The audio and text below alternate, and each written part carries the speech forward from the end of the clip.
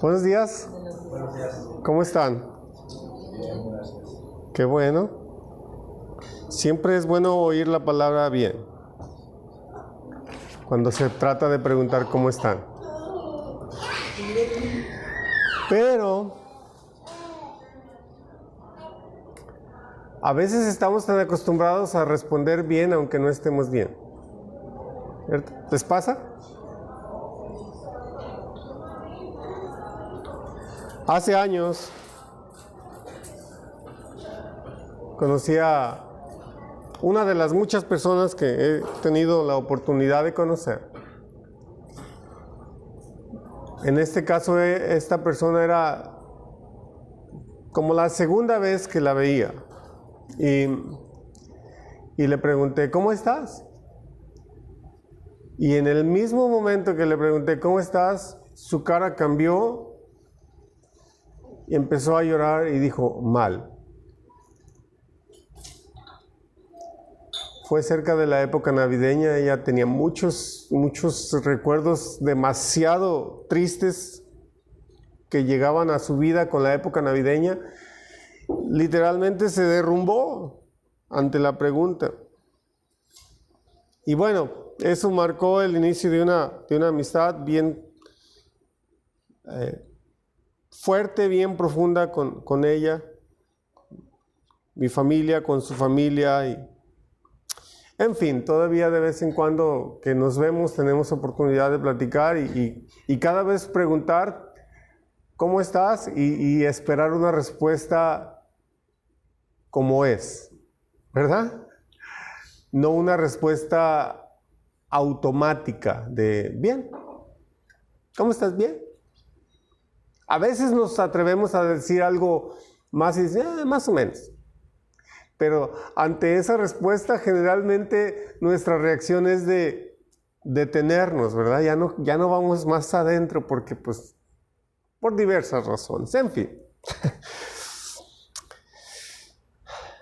Continuando con el tema de los frutos del Espíritu. Vamos a hacer un recordatorio. Esta semana es la número 5. La primera semana hablamos sobre ¿qué? Fe o fidelidad, que significa una persuasión y una convicción firme y también significa ser confiable. En la segunda semana hablamos sobre ¿qué?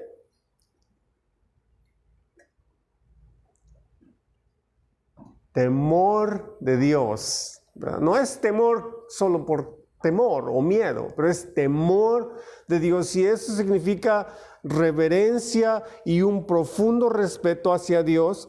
La siguiente semana hablamos sobre bondad. Bondad. Y esto se trata o significa nobleza de corazón o de persona y es de alguna manera un sinónimo de amabilidad. La semana pasada compartí acerca de humildad. Humildad significa actuar con modestia y sumisión delante de Dios y significa ausencia de soberbia o ausencia de arrogancia. Me llamó mucho la atención que la palabra humildad proviene de la palabra latina humus, que significa polvo. Para nosotros es un recordatorio de la importancia de estar conscientes de que somos creados del polvo, que somos creados por Dios, que Dios es el autor y el dueño de la vida y que por lo tanto necesitamos conducirnos en esta vida con modestia y con el entendimiento claro de que Dios está por encima de todos. El tema de hoy es, el siguiente fruto del que quiero compartir es alegría o gozo. Alegría o gozo. Gálatas capítulo 5 dice, en cambio, el fruto del Espíritu es amor, alegría, paz, paciencia, amabilidad, bondad, fidelidad, humildad y dominio propio. No hay ley que condene estas cosas. Si se fijan en nuestro lenguaje, al menos aquí en México, es más común utilizar la palabra alegría en lugar de gozo. Si usamos la palabra gozo, por ejemplo, dice, no, pues a gozar la vida, por ejemplo, ¿verdad? Pero no es tan común utilizarla como la palabra alegría. Gozo es una alegría del corazón producida por el Espíritu Santo. El gozo está presente en nuestra disposición a pesar de la prueba, angustia o dolor. El gozo es una actitud del Espíritu que se enfoca en la gloria eterna y en las bendiciones celestiales, de modo que los dolores que vivimos en esta tierra no causan que nuestra alma se desespere. Un corazón gozoso es un corazón agradecido. ¿Se dan cuenta que cuando alguien carece de esta parte de alegría o gozo en el corazón, es difícil ser agradecidos? ¿O es difícil reconocer las bendiciones que tenemos en nuestra vida? Es bien fácil. Entonces, el gozo o la alegría nos permite estar más alertas y más conscientes de las bendiciones que tenemos en nuestra vida. Lo opuesto al gozo son la desesperación, la ansiedad, el enojo y la envidia. Romanos capítulo 15, el apóstol Pablo escribe que el Dios de la esperanza los llene de toda alegría y paz a ustedes que creen en Él, para que rebosen de esperanza por el poder del Espíritu Santo. Pablo se caracteriza por constantemente orar en las epístolas por las personas. Menciona oraciones específicas personales, pero también menciona oraciones generales por la iglesia a la que se está dirigiendo. Y particularmente aquí, hacia los romanos, no había ido a Roma, nunca había predicado en Roma. Les envía esta carta e incluye esta oración, que el Dios de la esperanza los llene de toda alegría. A veces en la vida cotidiana es más fácil contagiarse del mal humor de una persona que de la alegría de una persona. ¿Lo han notado? Llegamos a trabajar a la oficina, todo bien, todo cordial. Llega alguien de mal humor y todos nos ponemos mal. Qué malo. Yo desearía que fuera diferente, que una persona alegre nos dejáramos los demás influenciar por esa alegría, pero no siempre es tan fácil. Lo opuesto a la alegría es la desesperación, ya lo dije eso, perdón, desesperación, ansiedad, enojo, envidia.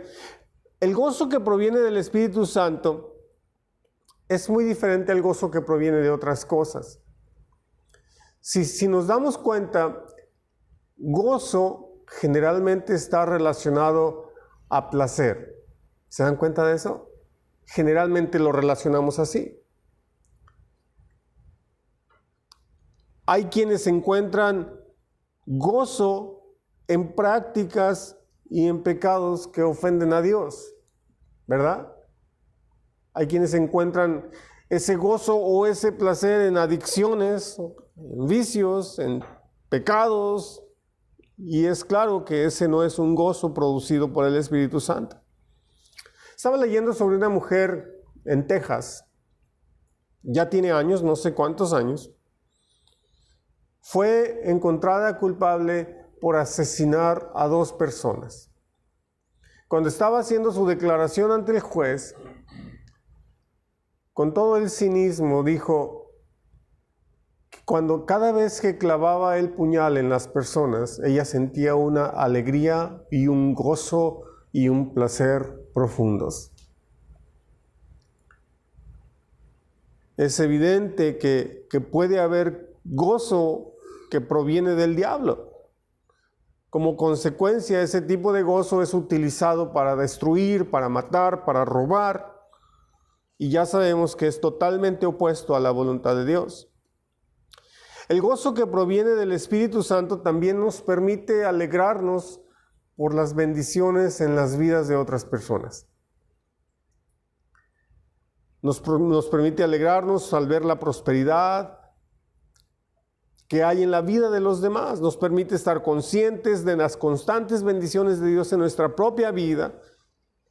y nos permite estar alegres a pesar de las pruebas y dificultades. ¿Por qué? Porque el gozo del Señor es producto de la acción del Espíritu Santo y no depende de factores externos para producir o provocar felicidad. El salmista escribe en el capítulo 9, Salmo 9, versículo 2, quiero alegrarme y regocijarme en ti y cantar salmos a tu nombre, oh Altísimo. El gozo, esto es algo que de verdad me encanta. El gozo es una comunión entre la creación con su creador. En otras palabras, el simple hecho de comunicarnos nosotros como creación de Dios con Dios como nuestro creador causa un efecto en nuestra vida. Yo sé que ya han hecho esta prueba antes, pero los voy a invitar a que lo hagan de forma más consciente. Cuando sientan su ánimo decaído, oren. Hagan una oración, tengan comunión con Dios y noten la diferencia.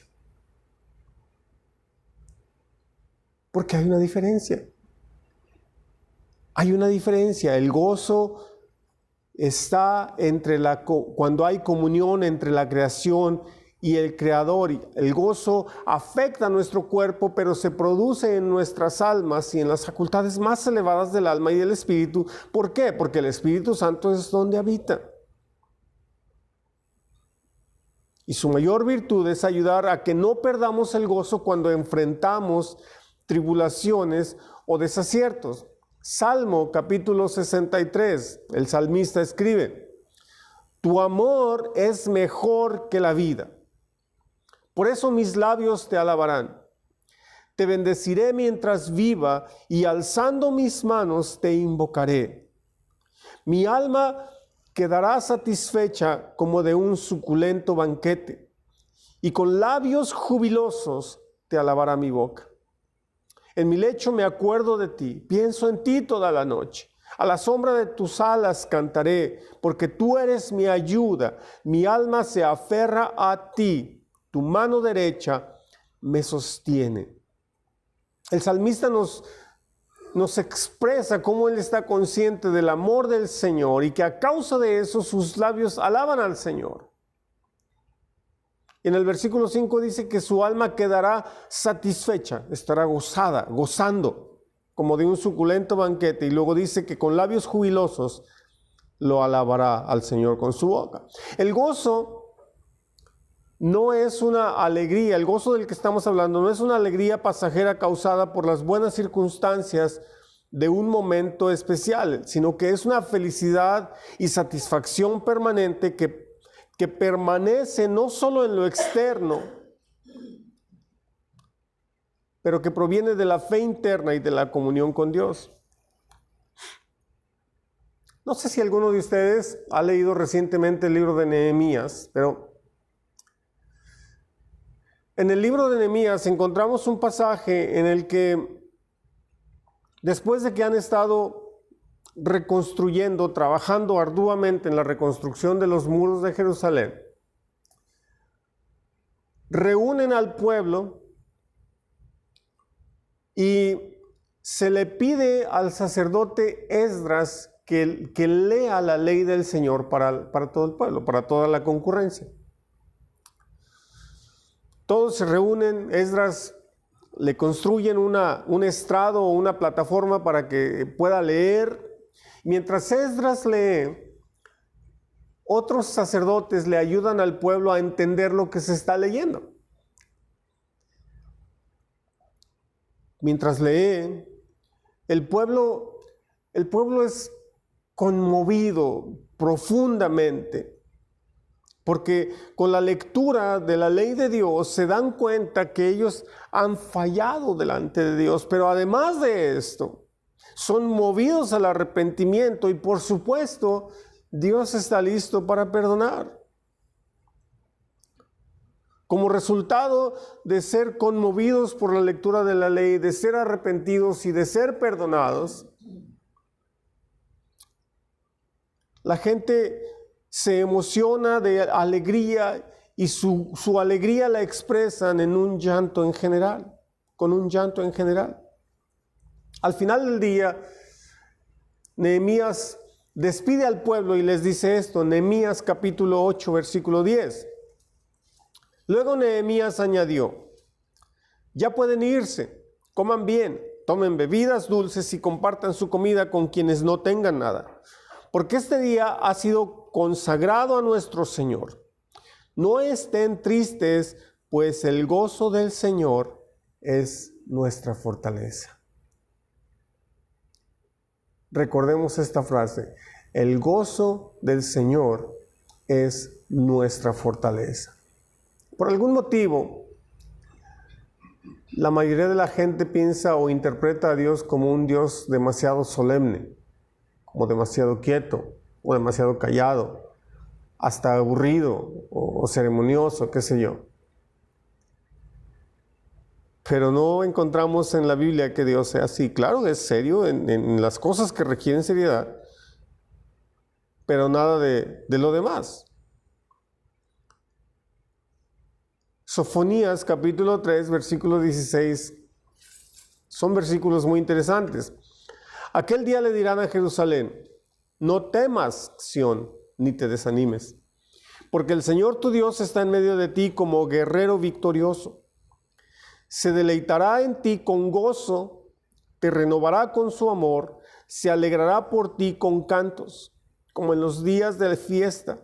Yo te libraré de las tristezas que son para ti una carga deshonrosa. Dice, se alegrará. Esta palabra alegrarse aquí lleva un sentido de brincar de alegría. ¿Ustedes han brincado de alegría alguna vez? Cuando gana su equipo favorito. No se ven muy gozosos. Sí.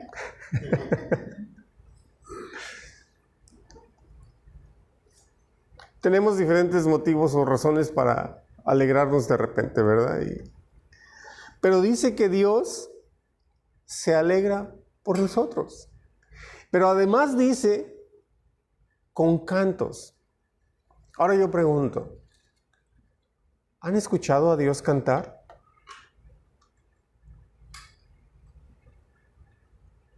Tal vez no se han dado cuenta.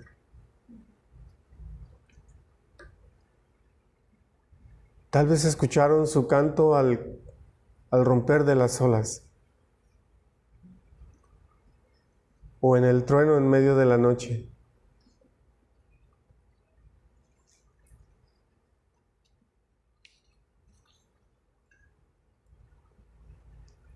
Yo sé que es poco común. Generalmente los pájaros cantan en la mañana, ¿verdad? Aproximadamente desde la mitad del mes de abril, enfrente de nuestra casa hay un área verde y hay una parota alta ahí. Y aproximadamente, como digo, desde la mitad del mes de abril, un día en la noche, de repente, empezamos a escuchar un pájaro cantar. Toda la noche. ¿Me explico? Toda la noche. Con toda la intención nosotros abrimos la ventana y muchas veces, Leti y yo, despiertos en la madrugada, hemos pasado horas escuchando el canto de ese pájaro. ¿Será Dios cantando sobre nosotros? Así lo he interpretado yo. ¿Cuántas veces Dios habrá cantado sobre nosotros o por nosotros en medio de diferentes circunstancias que estamos enfrentando y nosotros en las nubes? Les animo a que estemos más alertas de esto. En verdad vamos a sorprendernos de cuánto podemos encontrar sonidos usuales o inusuales, pero que de alguna manera Dios va a utilizar para expresarnos su amor. Mientras Pablo escribe la epístola para los filipenses, Pablo estaba preso. Las celdas romanas no eran las más cómodas conocidas en la historia, pero Pablo estaba preso, estaba escribiendo cartas a las diferentes iglesias. A pesar de que es una carta que tiene solamente 4 capítulos, si no me equivoco, tiene un promedio de 17 veces la palabra gozo o alegría o regocijo o lo que tiene que ver con alegrarse. Pablo no estaba dependiendo en las circunstancias externas para su alegría en el Señor. En el libro de Filipenses, en el capítulo 4, versículo 4 dice: alégrense siempre en el Señor. Insisto, alégrense. Pablo expresa su alegría y anima a la iglesia de los filipenses para alegrarse. Cuando miramos la vida de Jesús, literalmente a unas pocas horas de que fuera traicionado por Judas, de que fuera arrestado por las autoridades judías y entregado a las mismas autoridades judías, después a las autoridades romanas, a unas pocas horas de ser negado por Pedro, a unas cuantas horas de que Jesús fuera asesinado como fue asesinado, Jesús habla con los discípulos y les recuerda que las palabras que Él les ha dado no han sido palabras simples, sino que han sido palabras que necesitan tener presentes en los momentos de angustia para así poder ser reconfortados por la alegría del Señor y no por una alegría pasajera, no una alegría a medias, sino una alegría completa. En Juan capítulo 15 Jesús les dice a los discípulos: les he escrito esto para que tengan mi alegría y así su alegría sea completa. En Cristo podemos encontrar alegría, en Cristo podemos encontrar alegría completa. Otra pregunta: ¿es posible perder el gozo del Señor?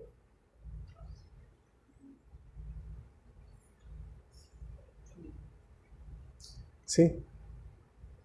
Alguien decía hace ratito, si pierdes la fe, pierdes el gozo. Sí.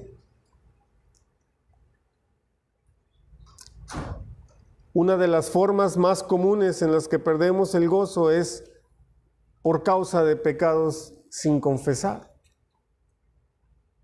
Todos conocemos la historia del rey David. Primero lo vemos como pastor de ovejas. Después, un poco más adelante en su vida, de hecho siendo pastor de ovejas, lo vemos que va a llevarle abastecimientos a sus hermanos al campo de batalla y allí desafía y derrota al gigante Goliat. Después lo encontramos a través de la Biblia peleando las batallas del Señor, regresando victorioso. Lo encontramos liberando al pueblo de Dios de la opresión de los enemigos. Sin embargo, llegamos a un punto en su historia en que conocemos su lado más feo, su lado más débil. Esa parte en la que él cede ante la tentación y peca y ofende a Dios y ofende a su pueblo. Y esto le causa una gran amargura a su espíritu, le causa la pérdida del gozo. Y eso no se recupera sino hasta que finalmente él decide confesar su pecado. Es abordado por el profeta Natán. Todavía estando ante el profeta, niega su pecado, pero finalmente confiesa, se arrepiente y escribe un salmo donde nos narra cuál era su situación. En el Salmo capítulo 32. Dichoso aquel a quien se le perdonan sus transgresiones, a quien se le borran sus pecados. Dichoso aquel a quien el Señor no toma en cuenta su maldad y en cuyo espíritu no hay engaño. Mientras guardé silencio, mis huesos se fueron consumiendo por mi gemir de todo el día. Mi fuerza se fue debilitando como el calor del verano, porque día y noche tu mano pesaba sobre mí. Pero te confesé mi pecado y no te oculté mi maldad. Me dije, voy a confesar mis transgresiones al Señor, y tú perdonaste mi maldad y mi pecado. Escribe su condición mientras no confesaba su pecado. Sus huesos consumidos. En una traducción diferente dice que sus huesos se estaban secando.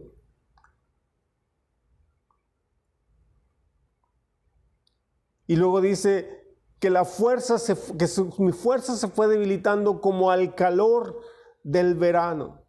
¿Por qué? Perdió su gozo por causa de sus pecados no confesados. Más adelante, cuando hace una oración de confesión y arrepentimiento, o cuando el libro de los Salmos registra esta oración de confesión y arrepentimiento, y sabiendo que las misericordias del Señor son nuevas cada día, sabiendo que Dios es un Dios perdonador y misericordioso, él clama al Señor y le pide que le restaure el gozo. Salmo capítulo 51, versículo 12 dice, devuélveme la alegría de tu salvación, que un espíritu obediente me sostenga. En el cristianismo vivimos muchos contrastes. Hay que morir a sí mismo para poder vivir. Hay que ser el siervo de todos para poder ser el más importante. Hay que ser los últimos para ser los primeros. Y en el caso de las luchas, las pruebas, las dificultades, las aflicciones, no es diferente. Porque somos llamados a alegrarnos bajo circunstancias adversas y a considerarnos muy dichosos cuando nos enfrentamos a la dificultad, sabiendo que las pruebas en nuestra vida no son un estado permanente, sino una condición pasajera. Que son diseñadas las luchas y las pruebas con propósitos específicos para ayudarnos a crecer en el Señor. Santiago, capítulo 1. Hermanos míos, considérense muy dichosos cuando tengan que enfrentarse con diversas pruebas. ¿Pueden hacer esto? Considérense muy dichosos cuando el vecino esté martillando toda la noche.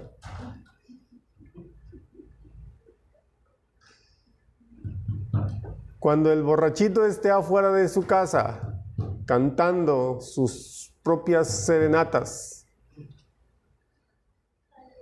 ¿Se puede bien fácil? Yo quisiera que sí. Hijo, ¿puedes apagar el aire? Porque ya veo así varias caras de paleta. Gracias. Considérense muy dichosos cuando tengan que enfrentarse con diversas pruebas, pues ya saben que la prueba de su fe produce constancia, y la constancia debe llevar a feliz término la obra para que sean perfectos e íntegros sin que les falte nada. Jesús dice algo similar también en el libro de Lucas, capítulo 6. Dichosos ustedes cuando los odien, cuando los discriminen, los insulten y los desprestigien por causa del Hijo del Hombre. No es fácil ser dichoso cuando sufrimos ese tipo de cosas. Pero Jesús aclara, por causa del Hijo del Hombre. Porque podemos causar ser odiados por otras cosas que son pecados nuestros incluso. Y en esos casos no aplica. Pero sí cuando es por causa del Señor. Versículo 23. Alégrense en aquel día y salten de gozo, pues miren que les espera una gran recompensa en el cielo. Dense cuenta que los antepasados de esta gente trataron así a los profetas. Por supuesto, no se trata de sentir placer por ser maltratados, ni mucho menos. Se trata de estar conscientes de la obra de Dios en nuestra vida. Se trata de mirar más allá, lo que Dios está trabajando ahora, pero con un propósito definido para el futuro, de moldear nuestro carácter, de hacernos a la imagen de Jesús. Dios es capaz de redimir cualquier situación en nuestra vida y causar que sea de bendición para otros. ¿Sí? Dios es capaz de redimir cualquier situación en nuestra vida y causar que sea de bendición para muchos. Además de eso, necesitamos tener presente que a los que aman a Dios, todas las cosas les ayudan para bien. Yo sé que en el momento que enfrentamos la adversidad no es fácil reconocer esto. Sin embargo, es una promesa de Dios y Dios es fiel a sus promesas. A tal grado, y este es un versículo que a mí me conmueve tanto, a tal grado que el apóstol Pablo dice en su carta a Timoteo: si nosotros somos infieles, Dios permanece fiel. Dios no puede negarse a sí mismo. Dios dijo que Él es fiel, entonces Dios es fiel, a pesar de nuestra infidelidad.